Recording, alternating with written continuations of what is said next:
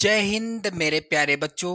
Class 10th के जितने भी मेरे प्यारे बच्चे 2026 में बोर्ड एग्जाम देने वाले हैं, आज का यह वीडियो आप सभी के लिए काफ़ी ज़्यादा इम्पोर्टेंट रहेगा, क्योंकि मेरे प्यारे बच्चों इस वीडियो में मैं लेकर के आ चुका हूं आपकी बोर्ड परीक्षा 2026 के लिए सामाजिक विज्ञान विषय का वायरल मॉडल पेपर, जो आपको बोर्ड परीक्षा में 70 में 70 अंक जरूर दिला सकता है। तो आप इस वायरल मॉडल पेपर को जरूर तैयार कर लेना। कोड याद कर लो, 825 FA कोड का वायरल मॉडल पेपर है। मेरे प्यारे बच्चों, यहाँ पर आप अपना रोल नंबर लिखेंगे, यहाँ पर आप अपना नाम लिखेंगे। क्लियर। समय आपको मिलेगा 3 घंटे 15 मिनट का। पेपर का पूर्णांक रहेगा 70 अंकों का। आपका टारगेट होना चाहिए 70 में 70 अंक लाने का। क्लियर। चलिए ध्यान दें। प्रारंभ के 15 मिनट परीक्षार्थियों को प्रश्न पत्र पढ़ने के लिए दिए जाएंगे। कुछ सामान्य निर्देश हैं जिनका पालन आपको करना होगा बोर्ड परीक्षा देते समय। पहला है, सभी प्रश्न अनिवार्य हैं। दूसरा है, इस प्रश्न पत्र के 2 खंड, खंड आ तथा खंड बा हैं। खंड आ में 1 अंक के 20 बहुविकल्पीय प्रश्न हैं और इन प्रश्नों का उत्तर आपको OMR शीट में भरना होगा। खंड आ के प्रत्येक प्रश्न का निर्देश पढ़कर केवल प्रदत्त OMR उत्तर पत्रक पर ही उत्तर दीजिएगा। OMR उत्तर पत्रक पर उत्तर देने के पश्चात उसको काटना नहीं है, ना ही इरेजर अथवा व्हाइटनर का प्रयोग भी नहीं करना है। क्लियर। मेरे प्यारे बच्चों, OMR शीट में जो भी गोला आपने भर दिया, ये आप लोग ध्यान दें, ये 4 गोले हैं।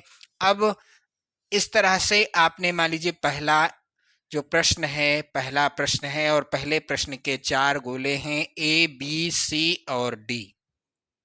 क्लियर।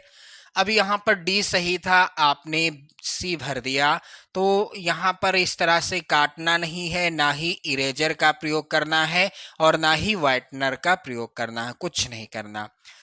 प्रश्न के अंक उसके सम्मुख अंकित रहेंगे। कौन सा प्रश्न कितने नंबर का है, इसका भी विवरण आपको देखने को मिल जाएगा। खंड बा में 50 अंक के वर्णनात्मक प्रश्न आएंगे और इस खंड में वर्णनात्मक फर्स्ट टाइप के और वर्णनात्मक सेकंड टाइप के तथा मानचित्र से भी संबंधित 2 प्रश्न देखने को मिलेंगे।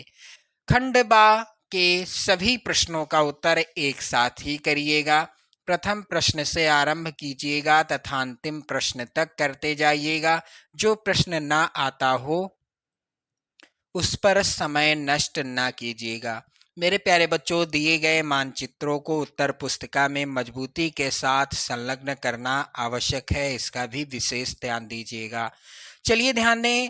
खंड आ के इन प्रश्नों को यदि आपने तैयार कर लिया तो 2026 बोर्ड एग्जाम में बिल्कुल मैं 100% की गारंटी लेता हूं, यहां से प्रश्न जरूर आएंगे। क्लियर। तो निर्देश है, नीचे दिए गए प्रश्नों के प्रत्येक प्रश्न के 4 विकल्प दिए गए हैं। सही विकल्प चुनकर उसे OMR उत्तर पत्रक पर चिन्हित करें। पहला प्रश्न जो कि सबसे ज्यादा इंपॉर्टेंट है, फ्रांस की क्रांति हुई। ये लगातार प्रश्न आता है बोर्ड परीक्षा में। फ्रांस की क्रांति कब हुई? इसका राइट आंसर होगा सन 1789 ईस्वी में। बी वाला ऑप्शन सही होगा, फ्रांस की क्रांति हुई थी। अगला प्रश्न है, निरंकुशवाद का तात्पर्य है। तो निरंकुशवाद का तात्पर्य क्या है? ऐसी शासन व्यवस्था, सी वाला ऑप्शन सही होगा, ऐसी शासन व्यवस्था जिसमें सत्ता पर कुछ व्यक्तियों का अंकुश होता है, उसे कहते हैं निरंकुशवाद। क्लियर। चलिए प्रश्न संख्या 3 है, महात्मा गांधी अफ्रीका से कब वापस आए? ये प्रश्न भी काफी ज्यादा इंपॉर्टेंट है, आप जरूर याद कर लेना इसको। तो महात्मा गांधी दक्षिण अफ्रीका से भारत वापस कब आए थे? इस प्रश्न का सही उत्तर होगा बी वाला ऑप्शन, सन 1915 ईस्वी में। अगला प्रश्न है, सन 1929 में आर्थिक मंदी का मुख्य कारण क्या था? ये प्रश्न भी इम्पोर्टेंट है और इसका कारण क्या था? आर्थिक मंदी कब आई थी, ये प्रश्न आ जाता है। तो उत्तर आपका होगा सन 1929 में। अब इसका मुख्य कारण क्या था? तो कृषि क्षेत्र में अत्यधिक उत्पादन। यहाँ पर सी वाला विकल्प सही होगा। क्लियर। अगला प्रश्न है, गुलामगिरी का लेखक कौन था? तो गुलामगिरी जो पुस्तक थी, इस पुस्तक के लेखक थे, यहाँ पर राइट आंसर हो जाएगा मेरे प्यारे बच्चों ज्योतिबा फूले। ए वाला विकल्प सही होगा। चलिए प्रश्न संख्या 6 है, लेटेराइट मिट्टी निम्नलिखित में से किस राज्य में पाई जाती है? तो यहाँ पर ध्यान देना, इस प्रश्न का उत्तर होगा डी वाला ऑप्शन, महाराष्ट्र राज्य में लेटेराइट मिट्टी पाई जाती है। प्रश्न संख्या 7 है, निम्नलिखित में से कौन सा जैव संसाधन है? तो यहाँ पर एक बात मैं आपको क्लियर करा दूं, एक चीज, जैव का अर्थ होता है जीवित। ध्यान देना, जैव का अर्थ होता है जीवित और अजैव का अर्थ होता है निर्जीव, जिसमें प्राण ना हो। चाहे जैव लिखा हो या जैवीय लिखा हो, अजैवीय लिखा हो या अजैव लिखा हो। क्लियर। तो यहाँ पर ध्यान देना, प्रश्न है कि यहाँ पर कौन सा जैव संसाधन है? तो जीवित कौन होता है? डी वाला राइट आंसर होगा मत्स्य उद्योग। मत्स्य का अर्थ क्या होता है? मछली पालन। मत्स्य उद्योग यानी मछली पालन। क्लियर। तो ये मछलियां जो होती हैं जीवित अवस्था में पाली जाती हैं। अब यहाँ पर लोहा जो है ये अजैव संसाधन है, चट्टानें भी अजैव संसाधन के अंतर्गत आती हैं, तांबा भी अजैव संसाधन है। तो जीवित यानी जैव संसाधन क्या है? मत्स्य उद्योग। यहाँ पर डी वाला ऑप्शन सही होगा। क्लियर। चलिए आगे बढ़ते हैं। अगला प्रश्न बहुत ही ज्यादा इंपॉर्टेंट है, ग्रीन इंडिया मिशन किस वर्ष में आरंभ किया गया था?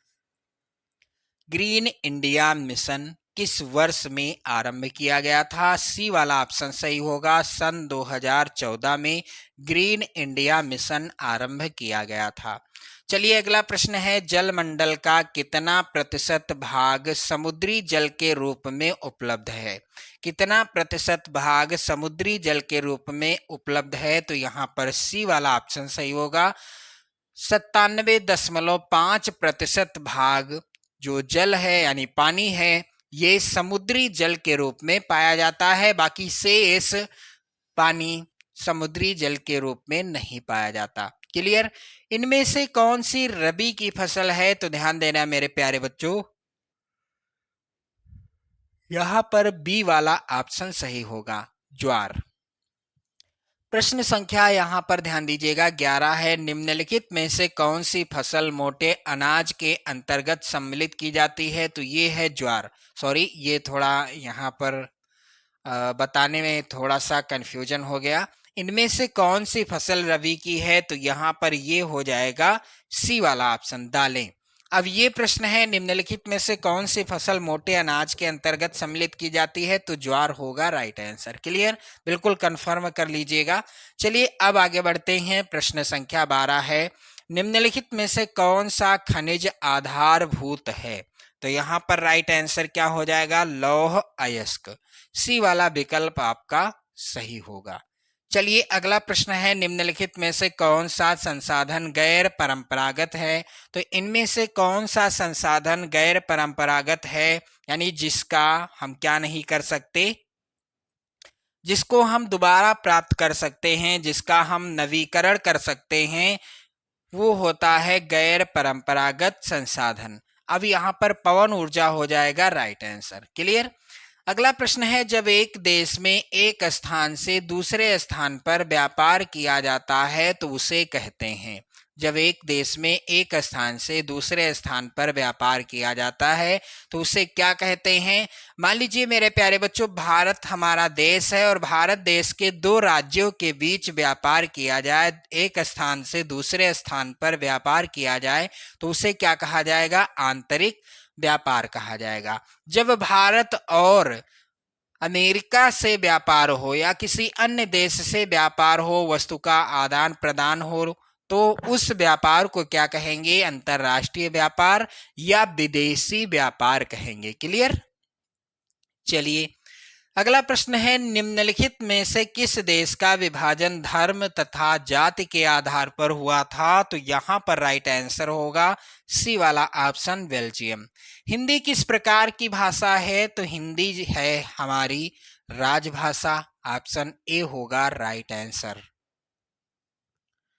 अगला प्रश्न है, मेरे प्यारे बच्चों, महात्मा गांधी का विचार था, तो महात्मा गांधी का विचार क्या था? राइट आंसर होगा यहाँ पर पहला ऑप्शन, धर्म को कभी भी राजनीति से अलग नहीं किया जा सकता। ये महात्मा गांधी जी का विचार था। अगला प्रश्न है, लोकतांत्रिक शासन व्यवस्था अन्य व्यवस्थाओं से अच्छी है क्योंकि यह सभी नागरिकों में समानता की भावना को बढ़ावा देती है। ये विकल्प सही है। व्यक्ति की गरिमा को बढ़ावा देती है। ये विकल्प भी सही है। राइट आंसर होगा ऑप्शन ए और बी दोनों। अगला प्रश्न है, इनमें से कौन सा एक विकसित देश है? तो इनमें से विकसित देश कौन सा है? मेरे प्यारे बच्चों, सी वाला ऑप्शन सही होगा, France, right answer.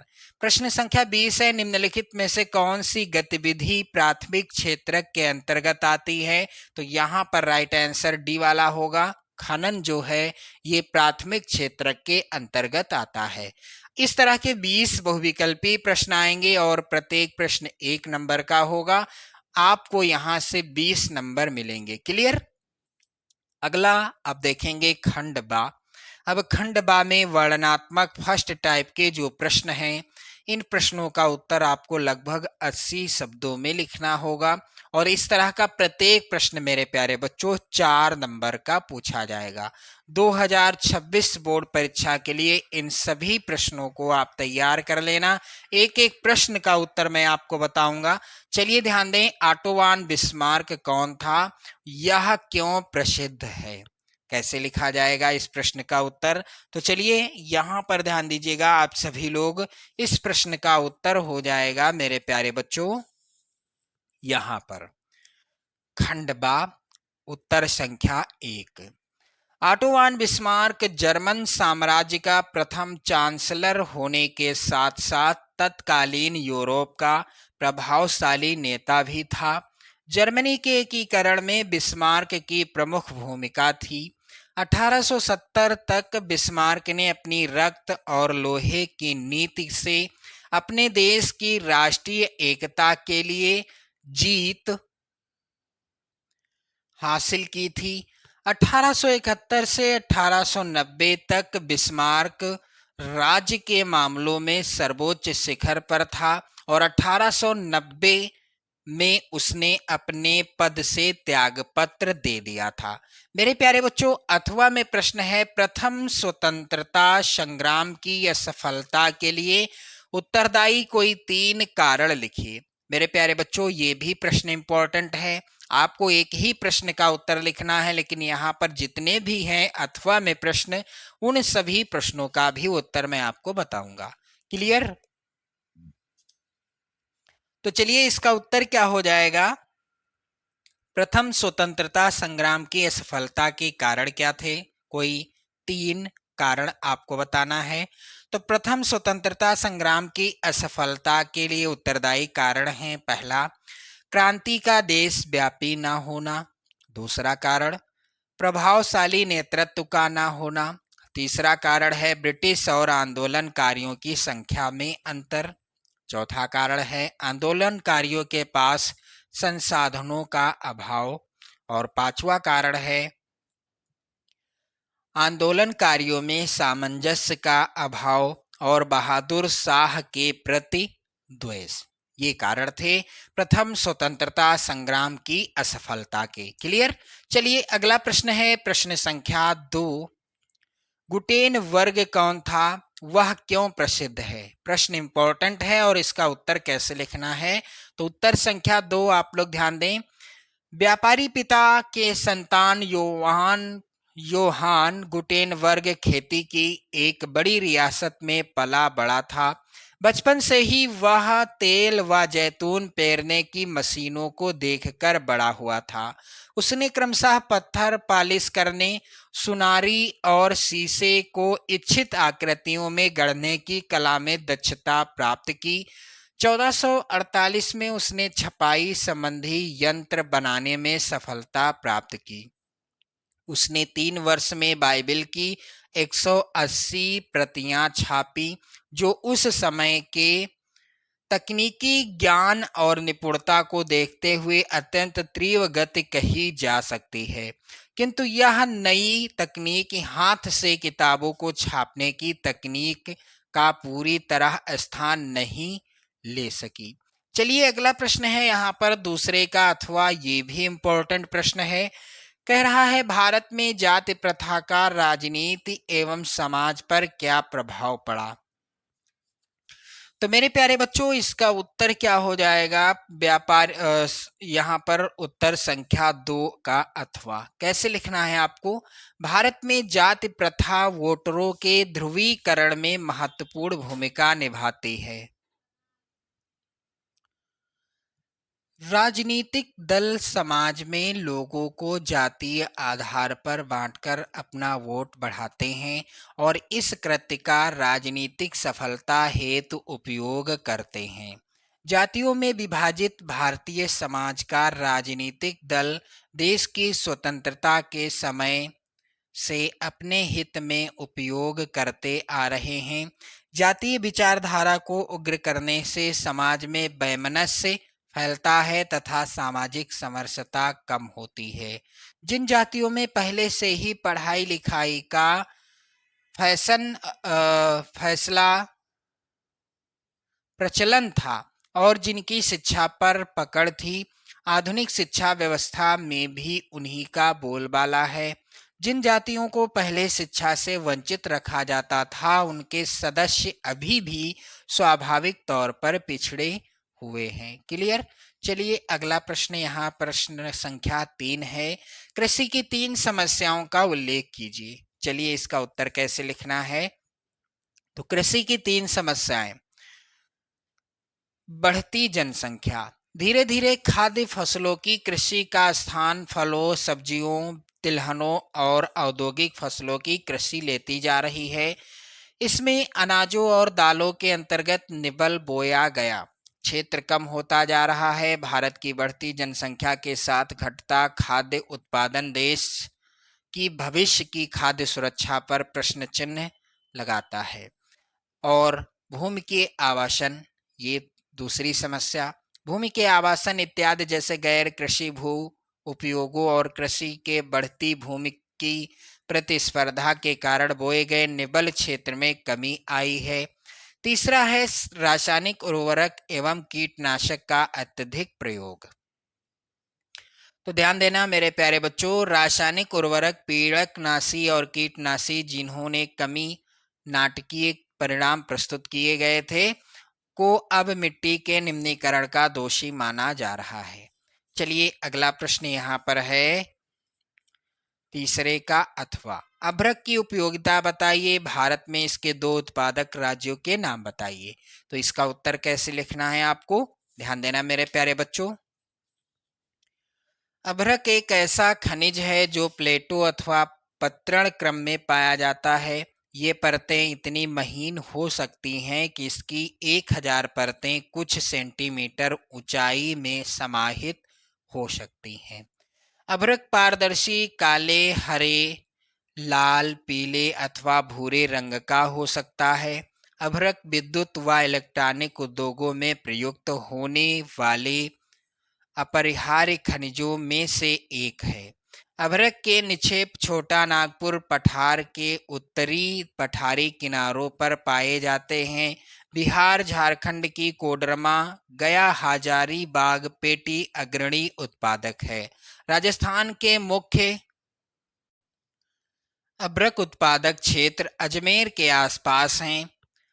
Andhra Pradesh की नेल्लोर अभ्रक पेटी भी देश की महत्वपूर्ण उत्पादक पेटी है। चलिए अगला प्रश्न है यहाँ पर प्रश्न संख्या 4।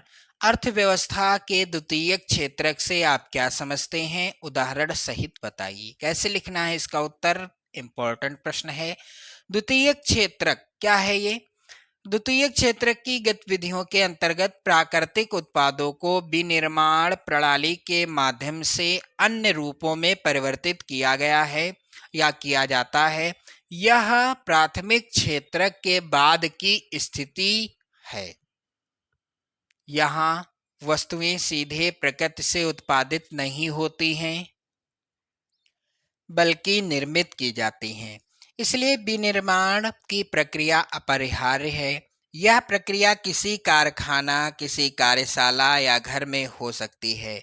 जैसे कपास के पौधे से प्राप्त रेशे का उपयोग कर हम सूत कातते और कपड़ा बुनते हैं। गन्ने को कच्चे माल के रूप में उपयोग कर हम चीनी और गुड़ बनाते हैं।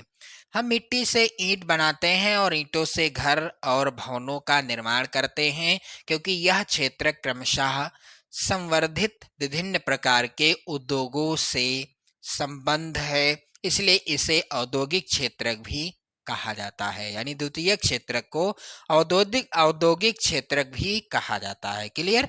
चलिए अगला प्रश्न है यहाँ पर, कह रहा है विदेशी व्यापार से आप क्या समझते हैं? विदेशी व्यापार अनुकूल बनाने के लिए कोई सुझाव दीजिए। इंपॉर्टेंट प्रश्न है और इसका उत्तर आपको कैसे लिखना है, तो ध्यान देना। उत्तर संख्या 4 का अथवा।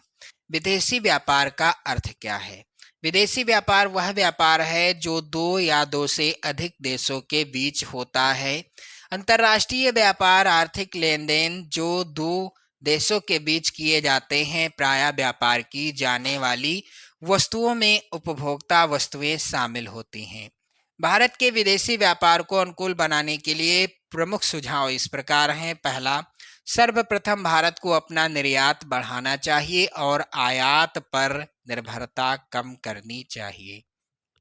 दूसरा, भारत को पेट्रोलियम के आयात को हतोत्साहित करना चाहिए तथा इसके स्थान पर सौर ऊर्जा, पवन ऊर्जा, भूतापीय ऊर्जा जैसे ऊर्जा के गैर परंपरागत स्रोतों पर अपनी निर्भरता बढ़ानी चाहिए। तीसरा है सड़क यातायात एवं रेल यातायात में पेट्रोलियम पदार्थों के स्थान पर इलेक्ट्रॉनिक रेल इंजन और इलेक्ट्रॉनिक वाहनों का प्रयोग करना चाहिए।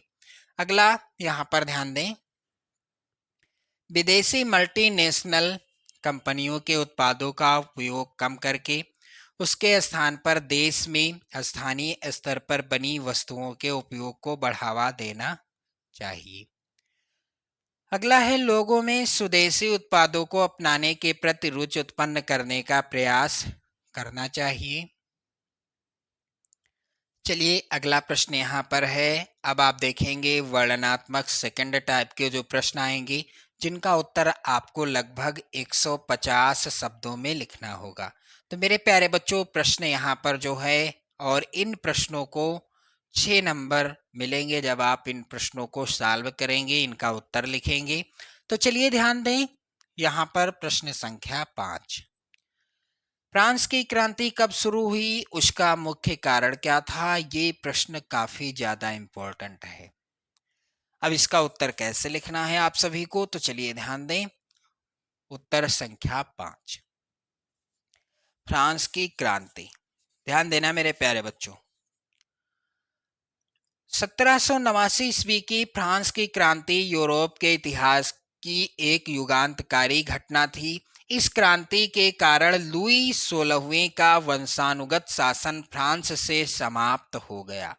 फ्रांस में लोकतंत्र यानी जनता का शासन का आरंभ हुआ। फ्रांस की क्रांति के लिए उत्तरदायी प्रमुख कारणों का विवरण इस प्रकार है। पहला कारण, स्वतंत्रता पर प्रतिबंध। फ्रांस के लोगों को किसी भी तरह की स्वतंत्रता प्राप्त नहीं थी। धार्मिक स्वतंत्रता पर भी प्रतिबंध था। फ्रांस में प्रोटेस्टेंट धर्म वालों पर अत्याचार किया जाता था। न्याय और स्वतंत्रता की पूरी तरह से अवहेलना हो रही थी। लेत्र द कासे यानी बिना कारण बताए कैदी के आदेश पत्र का प्रयोग व्यक्ति की स्वतंत्रता के लिए खतरा था। अतः जनता के संतोष ने क्रांति का रूप ले लिया। फ्रांस की क्रांति का दूसरा कारण, मध्यम वर्ग यानी बुर्जुआ वर्ग। औद्योगिक क्रांति के बाद मध्यम वर्ग का उदय हुआ। इस वर्ग में व्यापारी, उद्योगपति, वकील, डॉक्टर, लेखक, पत्रकार, शिक्षाविद और निम्न सरकारी पदाधिकारी आदि थी। फ्रांस का मध्यम वर्ग महत्वाकांक्षी था और कुलीन वर्ग को अपना शत्रु मानता था। अतः फ्रांसीसी क्रांति का एक प्रमुख कारण यह भी था कि वहां का मध्यम वर्ग सामाजिक एवं राजनीतिक समानता चाहता था और इसके लिए विद्रोह का सामना करने के लिए तैयार था। फ्रांस की क्रांति का अगला कारण था अयोग्य शासक। क्रांति के समय फ्रांस का शासक लुई 16वां, लुई होगा यहाँ पर, लुई 16वां था। वह एक योग्य शासक था, यानी योग्य नहीं था, ये अयोग्य होगा यहाँ पर, अयोग्य शासक था क्योंकि उसने शासन में सुधार लाने का प्रयास नहीं किया। उसकी पत्नी का प्रभाव शासन पर अधिक था।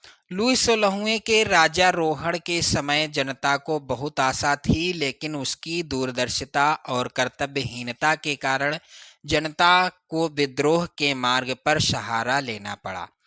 अगला कारण था फ्रांस की क्रांति का दार्शनिकों का प्रभाव। फ्रांस के दार्शनिकों ने प्रशासन की दुर्दशा, न्याय व्यवस्था की त्रुटियों तथा फ्रांसीसी समाज की बुराइयों से लोगों को परिचित कराया। रूसो, मॉन्टेस्क्यू, वोल्टेयर तथा अन्य लेखकों के विचारों ने फ्रांस के क्रांतिकारियों को प्रभावित किया। फ्रांस के लोग दार्शनिकों के विचारों से प्रभावित होकर क्रांतिकारियों को प्रभावित किया। फ्रांस के लोग दार्शनिकों के विचारों से प्रभावित होकर क्रांति के मार्ग को अपनाने को तैयार हो गए। क्लियर? चलिए अगला प्रश्न यहाँ पर है 5 का अथवा। धान की खेती के लिए प्रयुक्त परिस्थितियों का वर्णन करें। प्रश्न इंपॉर्टेंट है। चलिए इसका उत्तर कैसे लिखना है। तो देश की ज्यादातर जनसंख्या, 5 अथवा का उत्तर, का खाद्यान्न चावल है। खरीफ की फसल चावल को उगाने के लिए 25 डिग्री सेल्सियस से अधिक तापमान और 100 सेंटीमीटर से अधिक वर्षा की आवश्यकता होती है। कम वर्षा वाले क्षेत्रों में सिंचाई के द्वारा यह फसल पैदा की जाती है। जहां वर्षा कम होती है वहां पर सिंचाई के माध्यम से धान की खेती यानी चावल की खेती की जाती है। देश के उत्तर एवं पश्चिम उत्तर पूर्वी मैदानों, तटीय क्षेत्र और डेल्टाई प्रदेशों में चावल की खेती की जाती है। चावल के लिए नदी घाटियों और डेल्टाई प्रदेशों में पाई जाने वाली जलोढ़ मिट्टी उपयुक्त मानी गई है। पंजाब, हरियाणा, पश्चिमी उत्तर प्रदेश और राजस्थान के कम वर्षा वाले क्षेत्रों में नहरों और नलकूपों से सिंचाई करके इसकी खेती की जाती है। जून जुलाई माह में दक्षिण पश्चिम मानसून के आगमन के साथ चावल की फसल उगाई जाती है और पतझड़ की ऋतु में इसे काटा जाता है। अधिक वर्षा वाले पहाड़ी ढालों पर सीढ़ीदार खेत बनाकर चावल की खेती की जाती है। अधिक उपज के लिए रासायनिक उर्वरकों का प्रयोग किया जाता है। क्लियर? चलिए अगला प्रश्न है, संघवाद क्या है। प्रश्न काफी ज्यादा इंपॉर्टेंट है। संघवाद क्या है, इसकी प्रमुख विशेषताएं बताइए। तो चलिए इसका उत्तर कैसे लिखना है। उत्तर संख्या 6। संघवाद एक ऐसी शासन व्यवस्था है जिसमें शासन की शक्तियों का बंटवारा केंद्रीय सरकार तथा प्रांतीय सरकारों के बीच कर दिया जाता है। भारत में 2 स्तरीय संघीय व्यवस्था है, संघ सरकार और राज्य सरकारें। भारतीय संघात्मक शासन की प्रमुख विशेषताएं इस प्रकार हैं। पहली विशेषता है केंद्रीय संघवाद। भारतीय संघात्मक शासन अन्य देशों के शासन से भिन्न है। भारत में 2 प्रकार की सरकारें होते हुए भी केंद्र को शक्तिशाली बनाया गया है। केंद्र को अधिक अधिकार दिए गए हैं, इसलिए भारतीय संघ को एकीकृत संघवाद कहा जाता है। दूसरी विशेषता, कठोर संविधान। हमारे संविधान में केंद्र व राज्य के बीच सत्ता का बंटवारा लिखित रूप से किया गया है। इसमें परिवर्तन करना आसान नहीं है। इसके लिए संसद के दोनों सदनों में से 2/3 बहुमत से प्रस्ताव पास करके कम से कम आधे राज्यों की विधानसभाओं से उसे मंजूर कराया जाता है। इस प्रकार कठोर संविधान संघात्मक शासन की प्रमुख विशेषता है। चलिए अगला है 2 स्तरीय शासन व्यवस्था। संविधान ने दो स्तरीय शासन व्यवस्था का प्रावधान किया था संघ सरकार और राज्य सरकारें। बाद में पंचायतों और नगर पालिकाओं के रूप में संघीय शासन का तीसरा स्तर भी जोड़ा गया। चौथा है शक्तियों का बंटवारा। संविधान में केंद्र और राज्य सरकारों के विधायी अधिकारों को तीन हिस्सों में बांटा गया। संघ सूची में राष्ट्रीय महत्व के विषय रखे गए जिन पर कानून बनाने का अधिकार केंद्र सरकार को दिया गया। राज्य सूची में कम महत्व के विषय थे जिन पर राज्य सरकार कानून बना सकती है। समवर्ती सूची में राज्य और केंद्र दोनों कानून बना सकते हैं, किंतु टकराव की स्थिति में केंद्र का कानून मान्य होगा। अगला है एकीकृत न्यायपालिका। भारत में संघात्मक शासन के कारण केंद्र और राज्य सरकारों की अलग अलग कार्यपालिका और व्यवस्थापिका है, किंतु न्यायपालिका दोनों के लिए एक ही है। ऐसा इसलिए किया गया जिससे केंद्र व राज्यों के झगड़ों का निपटारा किया जा सके। अगला है मेरे प्यारे बच्चों, राज्यों के अपने संविधान नहीं है। भारतीय संघ के सारे राज्यों को बराबर अधिकार नहीं है। भारत के राज्यों के अपने संविधान नहीं है। केवल जम्मू कश्मीर एकमात्र ऐसा राज्य है जिसका अपना संविधान है। इस राज्य में विधानसभा की अनुमति के बगैर भारतीय संविधान के कई प्रावधान लागू नहीं किए जा सकते। अगली विशेषता है शक्तिशाली न्यायपालिका। संघात्मक शासन में न्यायपालिका की भूमिका महत्वपूर्ण होती है। भारत में शक्तियों के बंटवारे से संबंधित कोई विवाद होने की स्थिति में फैसला उच्च न्यायालय और सर्वोच्च न्यायालय में ही होता है। अगली विशेषता है वित्तीय स्वायत्तता। सरकार चलाने और अपनी जिम्मेदारियां निभाने के लिए केंद्र और राज्य सरकारों को कर लगाने, राजस्व उगाहने और संसाधन जमा करने का अधिकार है। राज्य सरकारों को वित्तीय स्वायत्तता प्राप्त है। क्लियर। चलिए अगला प्रश्न मेरे प्यारे बच्चों है 6 का अथवा, जो कि काफी ज्यादा इंपॉर्टेंट प्रश्न है। यहां पर आप सभी लोग ध्यान दीजिएगा। लोकतंत्र किस तरह उत्तरदायी, जिम्मेवार और वैध सरकार का गठन करता है? ये प्रश्न भी काफी ज्यादा इंपॉर्टेंट है मेरे प्यारे बच्चों। इसका उत्तर कैसे लिखना है? तो उत्तर संख्या 6 अथवा। काफी ज्यादा इंपॉर्टेंट प्रश्न है मेरे प्यारे बच्चों, आप लोग जरूर तैयार कर लेना इसका उत्तर। लोकतांत्रिक शासन व्यवस्था उत्तरदायी और वैध शासन का गठन करती है। निम्नलिखित तत्वों से इसे समझा जा सकता है। पहला है सूचना का अधिकार। लोकतांत्रिक देशों में नागरिकों को सरकार तथा उसके कामकाज के बारे में जानकारी पाने का अधिकार प्राप्त है। यदि कोई नागरिक यह जानना चाहे कि फैसले लेने में नियमों का पालन हुआ है या नहीं, तो वह इसका पता कर सकता है। उसे यह न सिर्फ जानने का अधिकार है, बल्कि उसके पास इसके साधन भी उपलब्ध हैं। अगला है स्वतंत्र और निष्पक्ष चुनाव। सभी लोकतांत्रिक देशों में एक निश्चित अवधि के बाद चुनाव कराए जाते हैं। यह चुनाव निष्पक्ष होते हैं। सभी दल स्वतंत्र रूप से अपने उम्मीदवारों को खड़ा करते हैं और मतदाता अपनी इच्छा अनुसार किसी को भी चुन सकते हैं। यह प्रतिनिधि जनता के प्रति उत्तरदायी होते हैं और जनता की इच्छा पर्यंत अपने पद पर बने रहते हैं। अगला है कानूनों पर खुली चर्चा।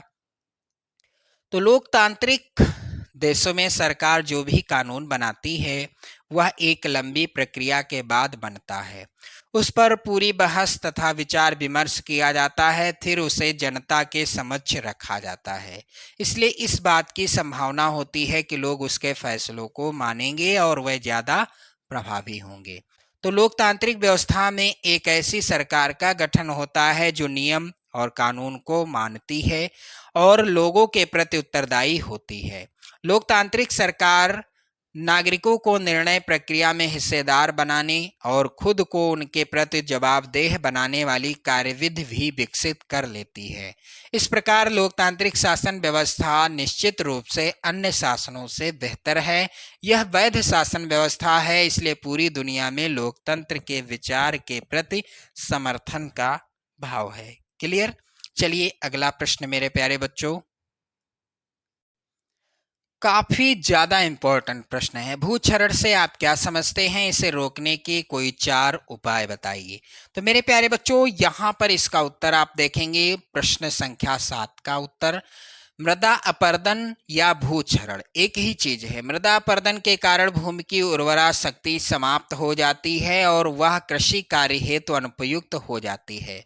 अतः मृदा अपरदन को रोकना आवश्यक है, जिसके लिए निम्न उपाय किए जा सकते हैं। पहला, मेखला बनाकर पेड़ों को कतारों में लगाकर रक्षक मेखला बनाना भी पवनों की गति को कम करता है। इन रक्षक पट्टियों का पश्चिमी भारत में रेत के टीलों के स्थायीकरण में महत्वपूर्ण योगदान रहा है। दूसरा है बांध का निर्माण करके। तो नदियों पर बांध बनाकर जल के वेग को कम करके मृदा अपरदन को रोका जा सकता है। तीसरा है पशुचारण पर प्रतिबंध लगाकर। पशुचारण पर प्रतिबंध लगाकर तथा कृषि प्रणाली में सुधार करके भी मृदा अपरदन को नियंत्रित किया जा सकता है। क्लियर मेरे प्यारे बच्चों? अगला है यहाँ पर वृक्षारोपण के द्वारा। तो वृक्षारोपण के द्वारा काफी मात्रा में पेड़ लगाने से मृदा अपरदन की प्रक्रिया रोकी जा सकती है। पेड़ों का बंजर भूमि तथा पहाड़ी ढालों पर लगाना अधिक लाभदायक सिद्ध होता है। इस ढंग से वायु अपरदन को भी रोका जा सकता है। क्लियर? चलिए मेरे प्यारे बच्चों, अगला प्रश्न यहाँ पर काफी ज्यादा इंपॉर्टेंट है। कह रहा है असंगठित क्षेत्र के श्रमिकों की समस्याओं की विवेचना कीजिए। तो ध्यान देना, इसका उत्तर क्या होगा? 7 का अथवा। निम्नलिखित कारणों से असंगठित क्षेत्र के श्रमिकों का शोषण किया जाता है। पहला है, असंगठित क्षेत्र में श्रमिकों के लिए नौकरी सुरक्षा नहीं होती है, क्योंकि उन्हें बिना किसी कारण नौकरी से निकाला जा सकता है। दूसरा है, उन्हें कम छुट्टियां दी जाती हैं तथा बीमारी आदि की छुट्टियों के लिए भुगतान नहीं किया जाता है। तीसरा है, उन्हें अतिरिक्त समय लगाना पड़ता है जिसके लिए उन्हें कोई भुगतान नहीं किया जाता। अगला है, सामान्यतः असंगठित क्षेत्र में लोगों को अनियमित कार्य प्राप्त होता है तथा जब कार्य अधिक नहीं होता तो नियोक्ता श्रमिकों को नौकरी से निकाल देता है। क्लियर? चलिए अगला प्रश्न है प्रश्न संख्या 8। ये प्रश्न काफी ज्यादा इंपॉर्टेंट है, आप इसको जरूर तैयार कर लेना 2026 बोर्ड परीक्षा के लिए। विकास की अवधारणा क्या है? सामान्यतः इसमें किन घटकों को सम्मिलित किया जाता है? तो चलिए मेरे प्यारे बच्चों, अगला प्रश्न यहाँ पर है, उपभोक्ता के अधिकारों की व्याख्या कीजिए। ये प्रश्न भी इंपॉर्टेंट है। चलिए इसका उत्तर कैसे लिखना है ध्यान देना, इस प्रश्न का उत्तर आप तैयार कर लीजिएगा। क्लियर? चलिए यहाँ पर ध्यान दें, उपभोक्ता के अधिकारों का वर्णन 1986 के उपभोक्ता सुरक्षा कानून में तथा 1991 और 1993 के संशोधनों में किया गया। उपभोक्ताओं के मुख्य अधिकार निम्नलिखित हैं। पहला है, सुनवाई का अधिकार। उपभोक्ताओं को अनुचित सौदेबाजी और शोषण के विरुद्ध क्षतिपूर्ति मांगने का अधिकार है। यदि एक उपभोक्ता को कोई क्षति पहुंचाई जाती है तो क्षति की मात्रा के आधार पर उसे क्षतिपूर्ति पाने का अधिकार होता है। इस कार्य को पूरा करने के लिए सुनवाई का अधिकार सभी उपभोक्ताओं को दिया गया है। दूसरा है, उपभोक्ता शिक्षा का अधिकार।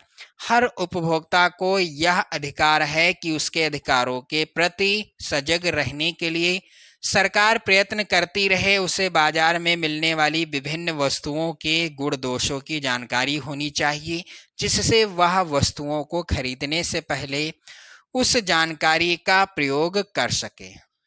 तीसरा है, प्रस्तुतिकरण का अधिकार।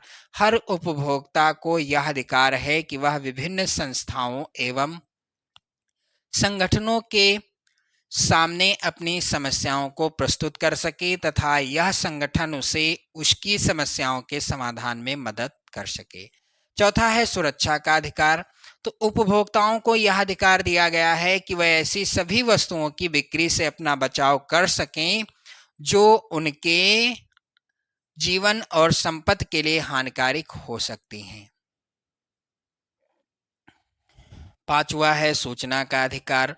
उपभोक्ता को यह अधिकार दिया गया है कि वह हर खरीदी जाने वाली वस्तु की गुणवत्ता, मात्रा, शुद्धता और मूल्य आदि के विषय में हर सूचना प्राप्त कर सकें ताकि वह अपने आप को शोषण से बचा सकें।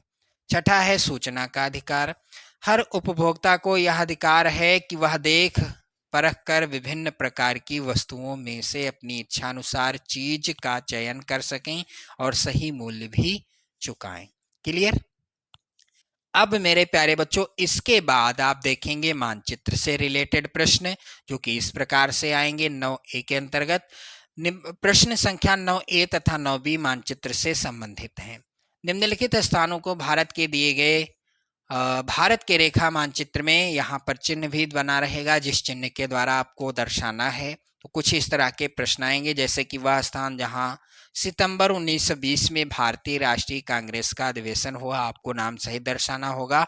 वह स्थान जहाँ जलियांवाला बाग हत्याकांड हुआ, वह स्थान जहाँ से महात्मा गांधी ने नमक कानून तोड़ा, गुजरात का वह स्थान जहां किसानों ने सत्याग्रह आंदोलन किया था, और वह स्थान जहां 1929 में भारतीय राष्ट्रीय कांग्रेस का अधिवेशन हुआ था। 5 प्रश्न यहां से हैं 5 नंबर के, और 5 प्रश्न यहां हैं 9B के अंतर्गत। यहाँ पर भी आपको मानचित्र में ही दर्शाना है, जैसे कि उत्तर भारत की एक नदी, यहाँ पर चिन्ह होगा नदी का, जिस चिन्ह के द्वारा दर्शाना है। एक ताप विद्युत केंद्र, यहाँ पर भी चिन्ह बना रहेगा। भारत के पूर्वी तट का एक समुद्री पत्तन यानी बंदरगाह, यहाँ पर भी चिन्ह बना रहेगा। चाय उत्पादक कोई एक क्षेत्र, और छत्तीसगढ़ की राजधानी नगर। मेरे प्यारे बच्चों, 5 नंबर यहाँ भी, यानी 5 प्रश्न यहाँ भी होंगे। तो इस तरह से आपने देखा 2026 बोर्ड परीक्षा के लिए सामाजिक विज्ञान विषय का वायरल मॉडल पेपर। यदि आप इसे तैयार कर लेते हैं तो 70 में 70 जरूर लेकर के आइएगा, और वीडियो को लाइक शेयर कर दें। जय हिंद।